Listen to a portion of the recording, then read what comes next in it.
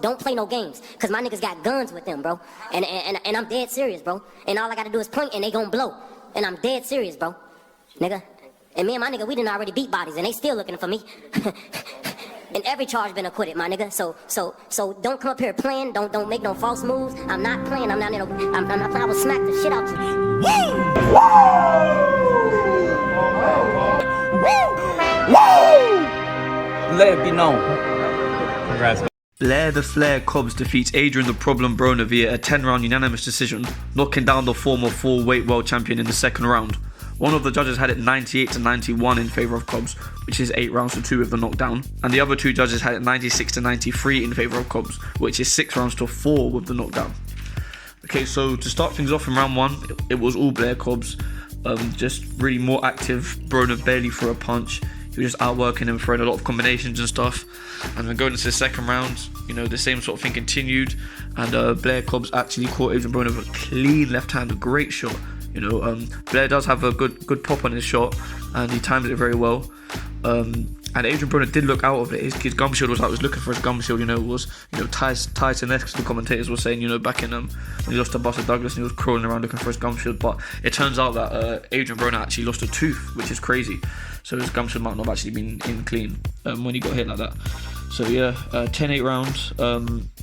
Now, watching a fight live, if you see someone as rocked as Broner was, you're going to be thinking the fight's over, or you're at least 50% sure. Now, seeing someone that rocked live, I've never been so sure that the fight wasn't going to be over. Funnily enough, I actually happened to rewatch some highlights of Broner versus Maidana before watching this fight.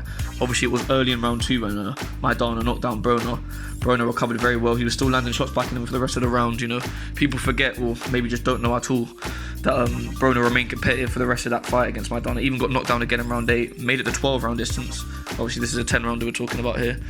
Obviously, Maidana did put a beat on him, but Broner was competitive in there, and he recovered very well from the knockdown against Maidana. So I have no surprise he done it here. You know, by the end of the round, he showed that he was still with it.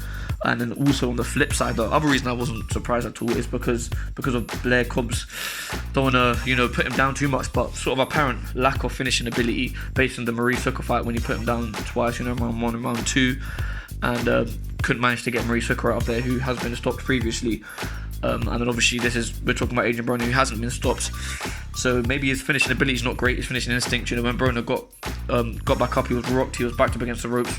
Blair Cobbs was throwing 6, 7, 8 hooks to the body. These are shoe shining Sugar Ray Leonard shots. You're not going to knock him out of that. You really want to be taking him apart and tearing him apart.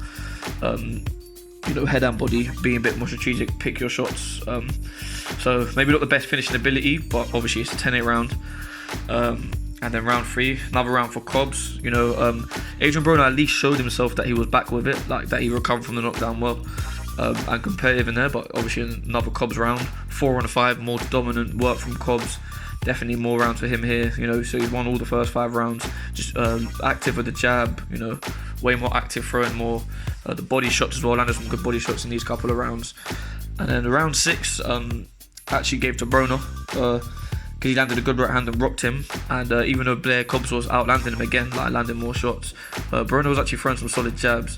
He just looked more solid in there. He was taking whatever Broner had to give on the guard and just not really budging, and he was walking forward and just landing these single jabs that was bothering Cobbs, or what it looked like at least.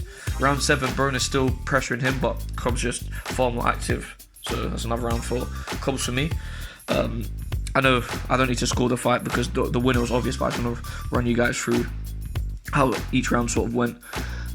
Round 8, Cobbs just outworking him again. Broner looked tired, his gum shield was hanging out of his mouth. There was talks before the fight about, Cobbs himself was questioning the stamina of Broner, calling him beer gut and all this stuff. And the way Cobbs was talking before the fight, we did basically see that play out in the fight. Broner looked very tired. But round 9, Blair Cobbs controlled most of the round.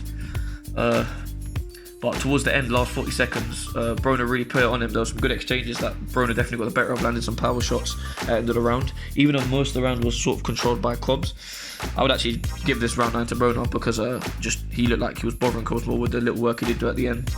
And at round 10, Broner actually had a really good round. He actually had a really good round. He was really putting it on Cobbs, but too little, too late. So yeah, that's 7 rounds to 3. I had it. Obviously 6 rounds to 4. Two of the judges had it 6 rounds to 4, which does seem close on the surface, but again, it don't matter. Cobbs won anyway, but you could just about give round 7 to Broner, maybe. And then the 3 rounds I gave him were all close as well. Well, not round 10. Round 10's a definite Broner round. Round 9 and 6 were fairly close. I say 6 and 10 are the most clear Broner rounds. But yeah, either way, he's won 4 or less rounds. Even if he won 5, it's still a Cobbs win. So that's why I'm calling it a dominant Blair Cobbs win, because there's no way you can make a case for, even Broner being 1 point behind. Like, Cobbs is winning clearly either way. So dominant performance from Cobbs, just completely outworked him. Is it too surprising? Not really. Obviously, they've both been inactive, but we saw it on the lead up to the fight. Everything that Cobbs said came to fruition about Broner. When he trains, he throws like one shot here and there, and then like takes a little breather, 3-4 second breather between each shot at least. And Cobbs said he's going to outwork him, and he did exactly that. It would have been really cool for him to get the finish in round 2 if he picked the shots better after the knockdown. Definitely would have done more justice for his star power, because obviously Broner's never been stopped, but he couldn't get that done.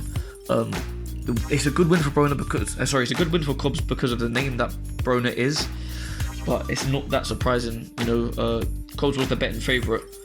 I just want to mention the particular betting company I looked at actually had for Cobbs to win by knockout 16-5, which is crazy odds because Broner's never been stopped before. It should be 16-1, like not 16-5. We saw him get knocked down like that, and people probably thinking, I just knew Broner was still gaming there after getting knocked down. As I said, clearly dominant performance from Cobbs, scoring points wise. But yeah, Broner he's still AB, man. He's still the problem. He's still the can man. He's still that that guy. He's still what I'm saying. But I'm still that nigga though. I'm still me. So yeah, good stuff. Good stuff from Cobbs. But yeah, just as I said, it would have done more justice for him if he could have got the stoppage. Second sort of big win in his career now. The Mauricio win was big against a former world champ, and now it's against a former 4-weight world champ. But it's this version of Broner that has been inactive. His last fight was against, what's his name, Bill Hutchinson. Very inactive in the last few years. So, but let's give credit to Cobbs. Let's give credit to Cobbs, and let's hope he can get a bigger fight. He's calling out Ryan Garcia after the fight. I don't see that fight being made. There's probably a lot more big money fights out there for Ryan Garcia, but I want Cobbs to work his way to a title shot. It would be nice. He's being clowned, called the 33-year-old prospect by Errol Spence. He's a latecomer in terms of getting into the world title scene. So it'll be good. It'll be cool to see him work his way into the world title scene. And yeah, you guys let me know what you think about the fight in the comments. But why does my take in any of this matter? I'm just an Omega male that sits watching it on my couch. You have been listening to O.M.E. Boxing. I ain't gonna lie, I'm getting cooked. Same thing.